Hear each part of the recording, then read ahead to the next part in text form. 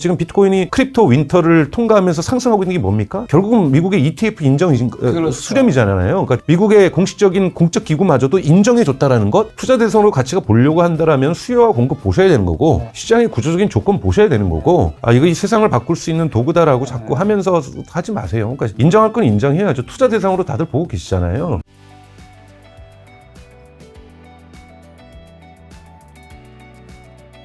이번 시간에 AI인데 요즘에 좀 조정받고 있긴 했지만 그래도 계속해서 연일 신고가치 같은 엔비디아 어떻게 보시나요? 작년 4분기 실적 발표는 사실 입이 쩍 벌어지는 사건이었죠. 그러니까 영업이익이 아니라 총 매출이익이 거의 80%까지 이르는, $100 팔아서 $80 벌었다는 건데, 사실은 그렇죠. 소프트웨어 기업이 아닌 이상 생산의 한계 비용이라는 것들이 존재하는데, 매출 어떻게 이러한 총 매출이익 또는 또 프로핏 마진도 나쁘지 않았죠. 네.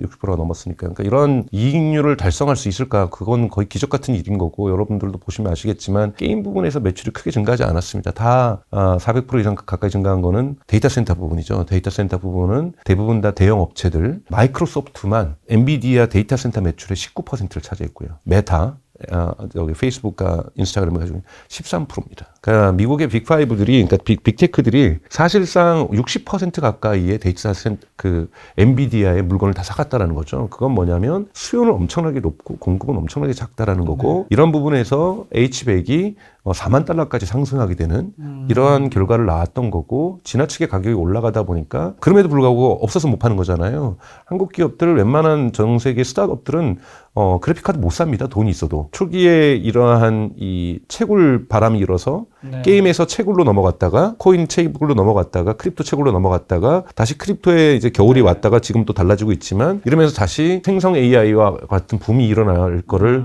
누구도 예상 못했었는데, 바로 여기에서 엔비디아가 돈을 벌고 있다라는 거고, 흔히 말하는 금광에서 서부에서, 미국 서부에서 금강 붐이 일었을 때 결국은 돈 벌었던 거는 청바지와 삽을 팔았던 업체인 것처럼, 가장 밑에 인공지능의 가장 큰 생태계의 가장 밑을 구성하고 있는 인프라스트럭처 하드웨어를 구성하고 있는 엔비디아가 돈을 벌고 있다라고 볼 수가 있습니다. 근데 이제 이걸 계속해서 지속될 것이냐, 조정은 있을 수 있지만 지속될 거니까 있을 수 있냐를 보려면 두 가지를 봐야 됩니다. 하나는 이게 회전목마처럼 몰려 있거든요. 그러면 엔비디아가 계속해서 붐이 아니기 위해서는 엔비디아 물건을 사가는 사람들이 누구냐? 아까 말씀드렸던 마이크로소프트, 아마존, 구글, 그리고 테슬라, 이런 메타 이런 데란 말이에요. 이런 데가 돈을 벌어줘야 되는 거거든요. 이런 데가 돈을 벌어줘야 다시 그 엔비디아를 샀던 것에 경제적 부가가치를 만들어냈다라는 거잖아요. 우리가 이제 일부 파이낸셜 타임즈의 올해 2014년 1월 달에 이제 엔비디아의 주가하고 2000년도에 어떠한 시스코의 주가를 비교하면서 비슷한 양상을 가지고 있다. 시스코처럼 거품이 빠지면서 쭉 망할 거다. 근데 이거는 그 기자가 큰 실수를 하고 있는 건 뭐냐면, 회전목마처럼 이렇게 돌고 돈다라고 하면 시스코의 고객들은 매출을 창출하지 못했어요. 그러니까 비즈니스 모델이 없었었죠. 닷컴 버블이 우리가 불었을 때는. 근데 이제 보셔야 될 것은, 그러면은 엔비디아의 주 고객들은 비싼 H백 $40,000짜리를 하나씩 사갖고 와가지고 10만 개, 20만 개, 30만 개씩 사가는 거잖아요. 이렇게 사가지고 가서 이것에 맞는 합당한 돈을 벌고 있는가를 보셔야 되는 거죠. 여기에 돈을 벌지 못하고 그냥 AI 붐이니까 다들 그 칩 사가지고 쟁겨놓고 있고 아무런 어떤 경제 가치를 못 이뤄낸다라면 이 붐은 꺼질 수 있고 붕괴될 수 있거든요. 이런 부분을 봐야 되는데, 저는 명확하게 경제적인 부가가치를 창출하고 있다라는 거예요. 예를 들면 메타 같은 경우에 여러분 기억하시겠지만 2023년에 주가가 많이 떨어졌었고, 메타버스 한다고 설치를 하고 저커버기, 그다음에 2023년에 작년에 대단히 좋아졌잖아요. 실적이. 왜 2022년에는 안 좋았던 이유는 두 가지 이유였습니다. 하나는 메타버스에 올인하면서 너무나도 손실을 많이 봤던 것, 리얼리티 랩스에 연구조 조직에다 너무 많은 돈을 갖다 부었던 것. 두 번째는 2021년 하반기에 이제 애플이 결정을 하게 되죠. 아이폰에서 서드파티 데이터를 주지 않게 됐던 거죠. 2022년도에 페이스북과 인스타그램의 광고 효율성이 급락합니다. 이거를 급락하다 보니까 광고 매출이 크게 줄게 되는 거고, 이런 부분에서 메타의 실적이 좋지 않게 되면서 주가가 떨어졌던 거고, 2023년에 왜 주가가 올라가냐면 이 서드파티가 줬던 데이터를 가지고서 했던 광고 효율성을 메타가 엄청나게 AI에 투자를 하면서 그 AI 투자한 걸 대부분 어디서 썼냐면 광고 효율성을 높이는 데 썼어요. 그래서 광고 효율성을 높이는 데 쓰면서 2023년에 디지털 광고 시장이 크게 성장을 합니다. 마찬가지로 유튜브라든지 구글에서도 광고 효율성을 높이는 데 생성 AI를 많이 쓰게 되면서 실제로 매출 상승에 기대를 만들어냈다는 거죠. 즉 광고 쪽에서 상승되는 부분이 2028년까지 파이낸셜 타임즈 2월달 기사를 보면은 AI가 어떻게 광고 시장을 변화시키는가라는 기사가 2024년 2월달에 나왔었는데요. 여기에서 보게 되면 2028년이나 2029년까지 2023년 대비 광고 시장이 더블, 2배로 증가합니다. 디지털 광고 시장이. 근데 이것의 4분의 3을 빅테크가 가져간다고 얘기를 하고 있어요. 그건 뭐냐면 약 한 4천억 달러 정도의 매출 증가가 2023년 대비해서도 증가하게 된다는 건데 이건 순수하게 AI가 경제적인 부가가치를 창출하고 있다고 볼 수가 있는 거거든요. 그런 부분에서 AI가 경제적 효과를 분명하게 가지고 있다는 부분인 거고요. 마이크로소프트의 애저라든지 애저가 시장 점유율이 증가하고 있는 것들, 이런 클라우드 서비스의 시장 점유율이 증가하고 있는 것도 분명히 부가가치가 창출할 수 있다고 봐야 되는 거고, 또 하나는 오픈 AI의 대표인 샘 알트만이 뭐라고 얘기를 했냐면, 지금의 AI가 사실 여러분들도 아시겠지만 비약적으로 성장했음에도 불구하고 샘 알트만이 뭐라고 그랬냐면, 이거 흑백 TV 수준이다. 기술로 보면 아직 칼라 TV도 안 나온 거고 아직 스마트폰도 안 나왔다. 그러니까 지금 생성 AI도 이렇게 여러분들도 놀라고 있는 이 AI의 퍼포먼스가 이제 흑백 TV 수준이라는 거예요. 그렇기 때문에 샘 알트만이 사실 엔비디아를 지원 사격해준 거죠. 7조 달러를 걷어서 자기가 이 반도체 시장에 진출하겠다고 얘기를 했잖아요. 이제 이 두 번째 시그널인데 거품이 잘 안 꺼질 수 있는. 자, 이 7조 달러가 어느 정도의 돈이냐면 여러분들 2023년에 반도체 시장의 매출 규모가 5천억 달러예요.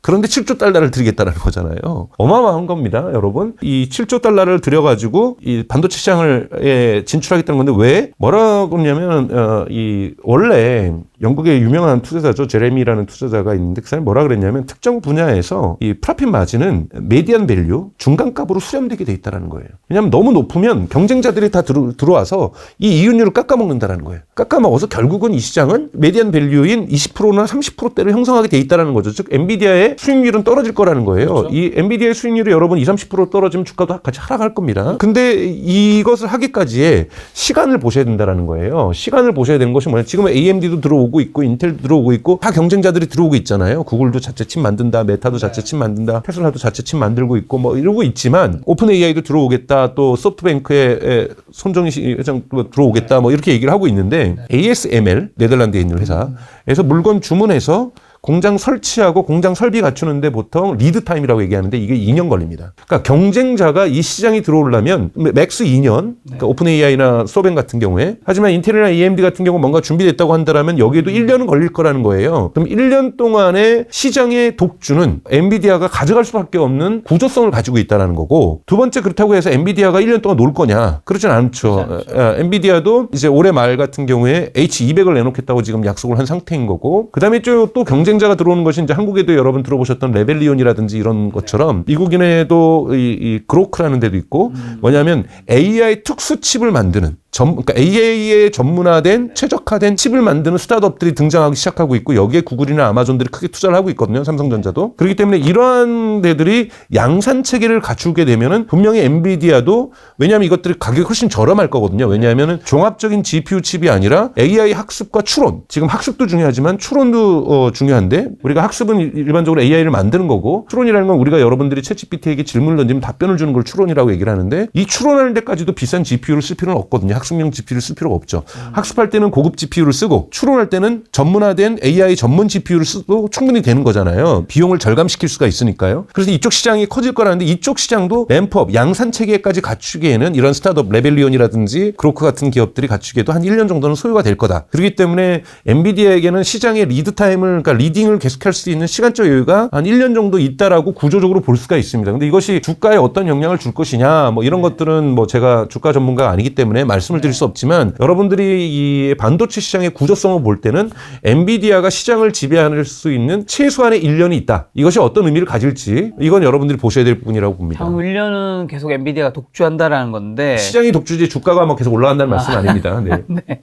AI 반도체. 그럼 전 세계적으로 이 투자 심리는 좀 언제까지 지속된다고 보세요? AI 랠리 언제쯤 끝날까요, 이게? 엔비디아만 잘한다고 해서 AI 이 반도체 랠리가 형성되는 것이 아니라, 예를 들자면 만들자라면 지금 클로드 엔트로피겔에서 클로드 3.0을 내놨어요. 네. 자, 여기에서 이제 좀 사람들이 시장에서 크게 반응하지고 않고 그렇지만 이거 인공지능 성과가 좋은데라고 얘기를 하고 있거든요. 네. 근데 저는 더 중요한 것은 올해 안에 오픈 AI가 챗GPT 5.0을 내놔야 됩니다. 4.5나 5.0을 내놓으면 지금 4.0이죠. 네, 4.0이죠. 4.0 네. 터보인데 4.5나 미니멈 4.5 잘 나오기는 5.0을 내놓으면서 AI 기술을 흑백 TV에서 최소한 3원색 칼라라도 가야 된다라는 거예요. 결국은 AI 붐이 불고 있는 것 청바지하고 삽이 팔리고 있는 거는 금광이 계속 보이고 있어야 이 삽하고 지금 청바지가 팔리는 거고 계속해서 엔비디아의 칩을 구매하려고 하는 메타라든지 마이크로소프트라든지 구글이라든지 이런 데가 계속해서 사갈기 위해서는 AI 성능 개선들이 계속 있어줘야 되는 거거든요. 그렇기 때문에 올해 여러분들이 보셔야 될 것은 오픈 AI가 4.0 지금 클로드의 반격이라든지 또는 구글의 제미나이의 울트라라든지 어드밴스드라든지 이러한 식의 어떤 반격들에 대해서 어떠한 승부수를 또 한번 오픈 AI가 던져주느냐. 그것이 2024년에 아무런 반응도 안 나온다라면 제 생각에는 랠리에 대한 기대치가 꺾일 수 있을 거라고 저는 생각이 드는데 만약에 여기에 오픈 AI가 4.5도 아니고 5.0으로 시장에다가 응수를 한다라면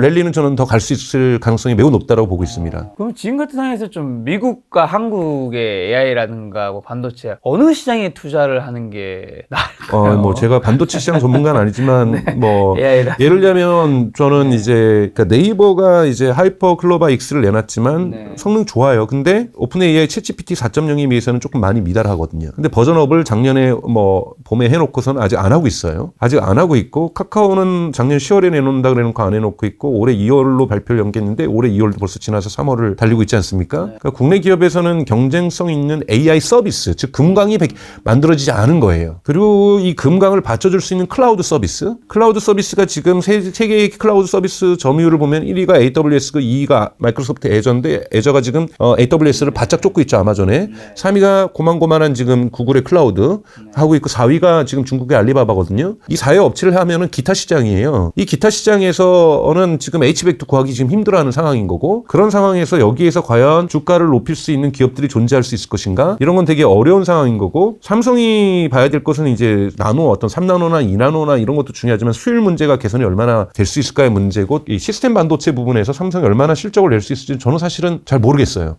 잘 모르겠고 TSMC 같은 경우에는 확실하게 진화되고 있다라고 저는 보고 있고요. 네. 그 다음에 이제 삼성이 그래도 잘하는 건 레벨리온 같은 스타트업들에게 그러니까 반도체 스타트업에게 잘 투자한 것들 있다라고 봅니다. 그래서 전체적으로 보면은 미국의 AMD라든지 인텔 또한 그렇고 뭐 그 마이크론도 이번에 SK 하이닉스와 유사한 고대역폭 메모리를 내놓겠다고 지금 얘기를 하고 있잖아요. 그래서 사실은 SK 하이닉스는 되게 좋게 보고 있고요. 네. 그러니까 왜냐하면 지금 우선은 엔비디아와 함께 성장하고 있는 기업이니까요.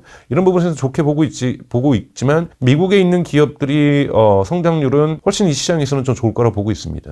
삼성과 SK 하이닉스 중에서는 SK 하이닉스가 훨씬 낫죠. 훨씬 네. 더 좋게 보시네요. 네네. 우선 엔비디아하고 연동되어 있으니까요. 네. 삼성이 왜 메모리 부분에서도 왜 SK한테 뒤처지고 있고, 또 시스템 반도체에서는 또 TSMC 조금 뒤처지고 있고 이런 부분에서 조금씩 2등하고 있는 게 되게 안타까워 보입니다. 저는 개인적으로. 혹시 그럼 미국 빅테크 주식 중에서는 좀 지금 좋게 보신 쪽이 있을까요? 안 좋게 보는 기업은 우선은 올해 말까지는 애플을 안 좋게 보고 있고 또 많이 안 좋게 보고 있는 건 저는 알파벳, 구글 별로 안 좋게 보고 있습니다. 우선은 계속해서 검색 시장 자체가 위축될 수 있다라고 저는 생각이 들고 있어요. 뭐 퍼플렉시티라든지 이런 경쟁 업체들도 나오고 있지만 사람들이 점점점 인공지능 사용하는 비율이 높아지면서 검색 환경이 검색의 습관들이 변하고 있는 것, 검색 시장이 시장 점유율을 90% 갖고 있고 검색 광고 시장에서 매출이 전체 총 매출에서 80% 차지하고 있는 구글에게는 좋지 않은 상황 변화라고 저는 보고 있습니다. 그래서 빅테크에서는 역시 MS라든지 지금 현재는 오픈 AI가 만약에 5.0을 내놓는다라면 MS의 독주가 더욱더 가속화될 가능성이 높고 있기 때문에 MS라든지 엔비디아라든지 이런 기업들은 의미가 있을 거라고 보고요. 메타는 좀 모르겠어요. 메타는 이제 작년에는 실적이 되게 좋았는데 이 실적 중에 이번에 뉴욕타임즈가 보도한 것 따르면 여러분들 아시는 테무에서만 20억 달러 광고비를 작년에 썼다라는 거예요. 메타에. 테무가 올해도 많이 쓰겠지만 테무나 시인의 의존도가 중국 기업들의 광고 의존도가 대단히 높게 나타나는 걸로 나타나고 있기 때문에 올해 또한 계속해서 성장들을 이어나갈 수 있을지에 대해서는 효율성을 극대화시키고 있고 작년에 이제 2023년 1월 달에 저커버기 계속 얘기했던 게 효율성이잖아요. 그래서 엄청나게 해고한 거잖아요. 해고하다 보니까 보니까 동일한 매출에서 비용을 저렴하게 하다 보니까 마진율이 증대되는 이런 현상들이 있었는데 지금 더 해고할 수 있겠는가? 그러니까 이런 부분에서 더욱더 그러니까 효율성을 높일 수 있는 부분들이 조금은 유리천장에 도달하고 있지 않나라는 기대치들도 분명하고 있기 때문에 메타의 펀더멘탈이 2024년에 얼마나 그러니까 성장을 할 겁니다만 얼마나 더 크게 성장할 수 있을지는 예측하기는 아직까지는 1분기 실적이 나와야 좀 볼 수 있을 것 같습니다. 구글과 애플은 올해는 안 좋다고 보시고요. 메타는 약간 미지수, MS, 엔비디아는 좋게 보시는 남은 거 아마존이랑 테슬라인가요? 아마존은 뭐 테무의 공격이 좀 있긴 합니다만 AWS에서의 매출 성장률이 계속 있는 거고 물론 이제 아마존이나 애플이나 지금 이런 부분들이 계속 안 좋은 부분들은 이제 미국하고 유럽에서 반독점법 관련된 어떠한 규제 대상이 되고 있고 우선은 애플 같은 경우 유럽에서 우선은 벌금을 정말 역사상 가장 큰 벌금이잖아요. 20억 달러가 넘으니까 받았고 지금 이제 아마존이 미국에서 반독점 재판을 하고 있습니다. 그러니까 이것이 올해 결과가 부정적으로 나오면 물론 항소하고 시간이 끌어서 2, 3년은 가겠지만 아마존 주가에는 별로 좋지 않은 영향을 미칠 가능성이 있습니다. 그래서 물론 이제 선거가 있는 해이기 때문에 신속하게 결정을 내리려고 미국의 FTC라든지 이런 데서 자극할 거고 근데 법원에서 판결을 얼마나 빨리 내줄지는 잘 모르겠지만 아마존도 그렇고 구글도 그렇고 구글도 반독점법 지금 재판에 들어가 있죠. 네. 이런 부분에서 2024년이 그렇게 M7에게 장밋빛 해가 될 거라고는 보질 않습니다. 네.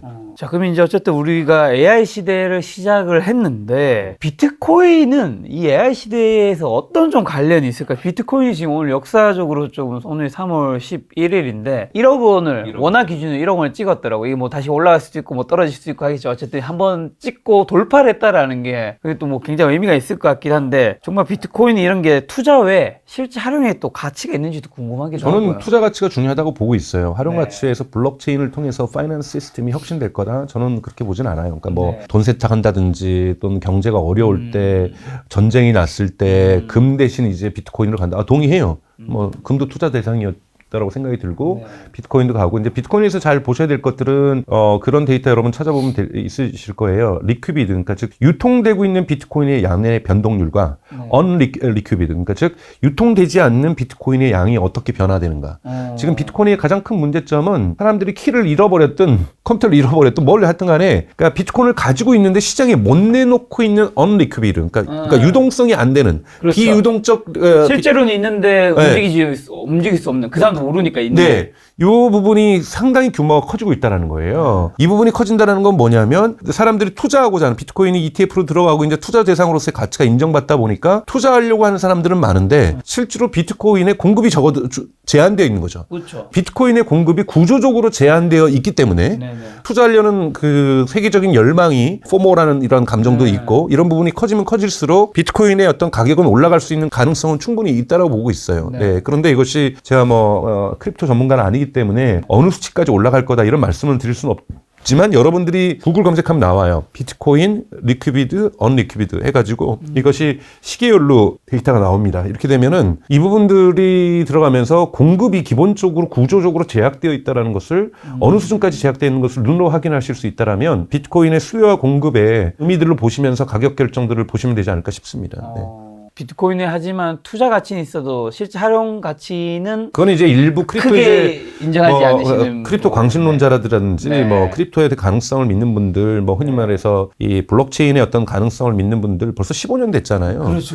15년 됐는데 뭐 달라진 거가 눈에 띄게 있나요? 저는 제 주변에서 이제 코인 하는 사람 물어보면 목적은 단 하나밖에 투자밖에 그러니까 여러분들 그냥 이걸 어디다 너무 이거를 이거 이 세상을 바꿀 수 있는 도구다라고 자꾸 하면서 하지 마세요. 그러니까 인정할 건 인정해야죠. 투자 대상으로 다들 보고 계시잖아요. 그러면 투자 대상으로 가치가 있느냐? 그러면 투자 대상으로 가치가 보려고 한다라면 수요와 공급 보셔야 되는 거고 시장의 구조적인 조건 보셔야 되는 거고 이러한 부분 상황이 달라져서 지금 비트코인이 이 크립토 윈터를 통과하면서 상승하고 있는 게 뭡니까? 결국은 미국의 ETF 인정 수렴이잖아요. 그러니까 투자의 대상으로서 명확하게 미국 정부마저도 미국의 공식적인 공적 기구마저도 인정해줬다라는 것, 투자의 대상으로서 확실하게 인정받았다라는 것, 이것이 지금 크립토의 어떠한 봄을 만들어내고 있는 힘이라면은 이 힘이 얼마나 강력하고 FOMO가 사람들이 그래서 계속 뛰어들고 있는 저는 절대 그렇게 생각하지 않아요. 그러니까 그렇진 않아요. 그러니까 보통 이제 많이 이제 이 크립토를 비판하는 사람들이 스노볼 이펙트라고 얘기를 많이 하죠. 눈 이펙트, 즉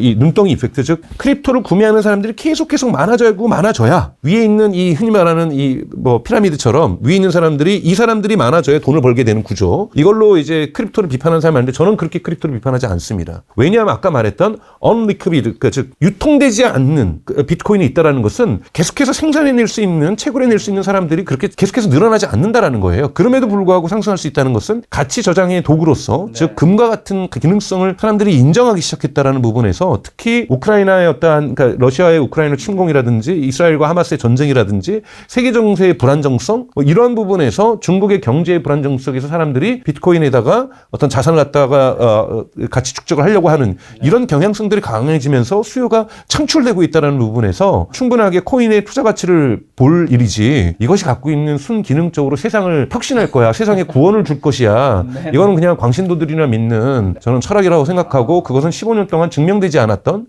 부분이라고 생각합니다. 이걸 가지고서 크립토 가격은 올라갈 거야, 좀 말도 안 된다고 생각하고 있습니다. 한 가지 궁금한 거는 뭐 이게 지금 1억 같은 게 5천 될 수도 있고 다시 2억 갈 수도 있고 뭐 되겠지만, 사람들이 예전에 그런 얘기 많이 했잖아요. 비트코인이 뭐 1,000만 원, 2,000만 원일 때 1억 갈 수 있지, 근데 빵원이 될 수도 있어, 이런 말 많이 했었는데 이제는 빵원이 될 가능성이 거의 없나요? 그거는 그렇죠. 왜냐하면 내려갈 수야 있고 유동성은 있고 숏을 하는 사람들도 있을 테니까 분명히 뭐 여러 가지가 떨어질 수는 있지만 0이 될 수는 없다고 봐요. 그러니까 지금 이제 ETF로 미국 뉴욕 증시에서 인정해 준 것은 투자 자산으로서의 어떤 투자 대상으로서의 공식적인 인정인 거거든요. 그리고 충분히 아까 말했던 공급이 계속해서 제한되어 있잖아요. 공급이 제한되어 있는 코인이고, 심지어는 공급이 이미 시장이 풀렸는데도 이거의 키값을 까먹어가지고 잊어버려가지고 시장에다 못 내놓고 있는 물량이 상당한 양을 차지하고 있다라는 것. 제한된 시장에서 이것에 대해서 내가 금과 같이, 요즘 금을 사가지고 실제로 금을 갖다 집에다 갖다 놓은 사람이 어디 있어요?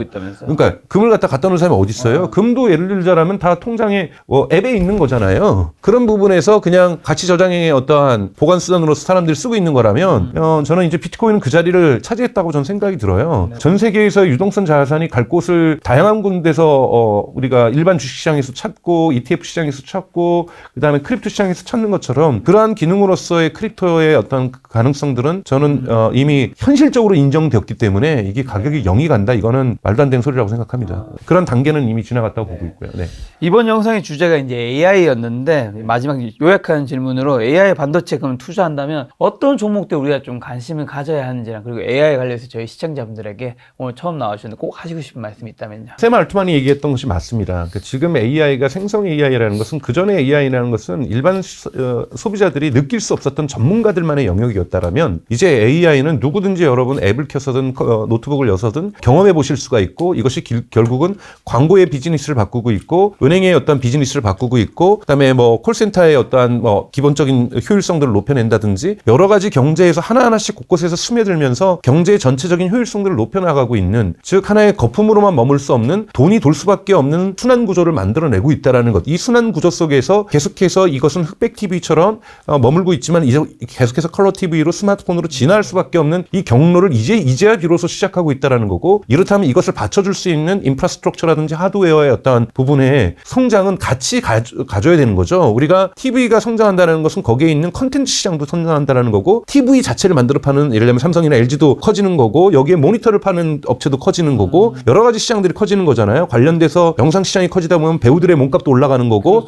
이러한 시장들이 계속해서 AI의 생태계 전체를 보셔야 된다는 거고, AI 생태계 초기에는 하드웨어와 인프라스트럭처를 갖추고 있는 기업들에게 관심을 가져주는 건 당연합니다. 그러나 어느 정도 되면은 TV 시장이 꽃을 피게 되면 헐리우드가 다시 꽃을 피는 건 거고, 헐리우드가 꽃을 피면서 다양한 이런 스트리밍 서비스도 나오는 거고, 다양한 어떠한 전 세계 곳곳에서 컨텐츠가 만들어지면서 컨텐츠가 꽃을 피면서 K-팝도 나오는 거고, 이런 것들이 나오는 것처럼, K-컬처가 나오는 것처럼 여러분들 이러한 연쇄적으로는 앱 단계까지도 갈 거라고 봅니다. 스마트폰이 나오면서 앱을 만들었던, 사실은 그전에는 그냥 고만고만한 데스크탑에 있었지만은 인스타그램이나 페이스북이나 스마트폰의 대중화와 함께 본격적으로 성장을 한 거거든요. 스마트폰의 시장과 함께 미국의 빅테크라는 것은 다 급성장을 하게 되는 겁니다. 이런 것처럼 분명하게 아이폰이 전체 시장의 어떤 하나의 스마트폰 기기였지만 연관된 기업들의 성장들을, 아마존을 생각해서 알리바바를 보시고 여러분 구글을 보시고, 모든 기업들이 사실은 스마트폰과 함께 성장을 한 거잖아요. 그래서 AI와 함께 어느 정도 시간이 지나면 함께 성장할 기업들도 분명히 등장하게 될 겁니다. 이런 기업들도 보셔야 되는 거고, 초기에는 하드웨어와 인프라스트럭처를 만드는 기업들에게 집중하시는 것이 맞습니다. 박사님 보셨을 때 2008년 스마트폰이 시작된 이후에 이제 간만에 가장 뜨거운 혁명이 AI인 것 같은데 스마트폰보다도 더 위대한 혁명이 시작되는 건가 아니면 비견할 만한 정도인가요? 젠슨왕, 여러분들이 좋아하시는 엔비디아의 젠슨왕이 뭐라 그랬냐면 지금의 시기를 갖다가 아이폰 모멘트 오브 아티피셜 인텔리전스라고 그랬어요. AI의 아이폰 모멘트다. 아이폰 모멘트냐가 뭐냐면 하나의 시장에는 원 프로덕트, 원 서비스가 나왔을 뿐인데 그냥 이 서비스 자체도 시장이 원 프로덕트, 스마트폰의 시장도 하나의 뉴 캐테고리로 대단히 커지는 매스 마켓이 됐지만 여기에 연관된 사업들이 다 지각 변동을 한다는 거예요. 그러면서 여기서 여기에 라이딩, 여기에 올라탄 기업들은 엄청나게 성장하는 이러한 형국을 갖다가 아이폰 모멘트라고 보통 얘기를 하고 아이폰 모멘트로 영어로 찾아보시면 위키피디아에도 나와 있습니다. 근데 젠슨왕이 뭐라 그랬냐면 AI의 아이폰 모멘트가 이제 비로소 시작되고 있다라고 얘기를 하고 있어요. 그렇기 때문에 AI는 제 생각에는 물론 이제 뭐 구글의 CEO인 피차이 같은 경우는 일렉트리시티, 그러니까 전기와 같은 문명사적 의미를 갖고 있다라고도 얘기를 하는데 뭐 그렇게까지 과장은 하지 않더라도 저는 스마트폰보다 더 큰 기술의 어떤 소용돌이가 기술의 폭풍이 불 것이고 이것이 기업의 질서 재편들을 가져올 것이고 시장의 질서 재편을 가져올 수 있을 것이라고 보고 있습니다. 이런 기술의 폭풍과 전 세계적인 변화에서 그 흐름을 잘 캐치하신 분이 큰 돈을 벌 수 있는 기회가 그 안에 있는 거겠죠? 네. 알겠습니다. 박사님과 다음번에 또 좋은 시간 한번 마련해 보도록 하겠습니다. 오늘 만난 손님은 강준수 박사님이었습니다. 지금까지 소중한 시간 함께 해주셔서 정말 감사합니다. 오늘도 김 작가였습니다. 고생 많으셨습니다. 고맙습니다.